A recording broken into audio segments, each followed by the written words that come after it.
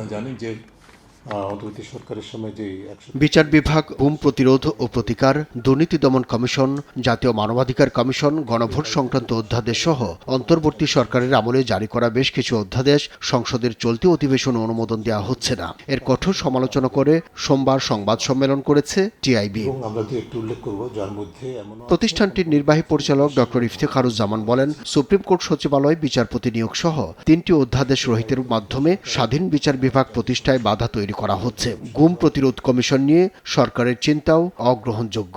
বিচার বিভাগ স্বাধীন না হলে, বিচার বিভাগ দলীয়করণ হলে, বিচার বিভাগের দলীয় প্রয়োগের ফলে যে অনাচার হয়, যে অবিচার হয়, তার শিকার কিন্তু আমাদের সংসদের যারা উপস্থিত তারা প্রতিটি সদস্য, প্রতিটি সম্মানিত সদস্য সেই বিষয়ে সম্পূর্ণভাবে ওয়াকফ হন।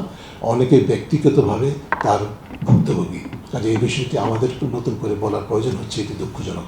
যাদের বিরুদ্ধে অভিযোগ তাদের নিজেদের পূর্ণ অনুমোদন লাগার সুযোগ সৃষ্টি করার জন্য এই ধরনের দাবি উত্থাপন করা হচ্ছে, যেটাকে আমরা ধিক্কার জানাই এবং অগ্রগণ্য বলে মনে করি। আমলাতান্ত্রিক ও রাজনৈতিক কারণে অধ্যাদেশগুলো নিয়ে খেলা চলছে মন্তব্য করে ইফতেখারুজ্জামান বলেন, এসবই আত্মঘাতী ও পেছনে ফিরে যাওয়ার শামিল। বিচারক নিয়োগের বিষয়টি আবার পুরনো ধারায় ফিরে যাবে, যা সরকার প্রধান বা সরকারের ইচ্ছা অনুযায়ী রাজনৈতিক বিবেচনা অনুযায়ী হবে, সেই ধরনের ঝুঁকি সৃষ্টি হয়েছে। অর্থাৎ আমরা এক পা অগ্রসর হয়ে আবার 2 পা পিছনে হাঁটার একটা অবস্থার মধ্যে চলে গেছি।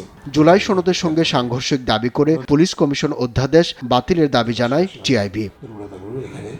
আব্দুল্লাহ শাফি, সময় সংবাদ, ঢাকা।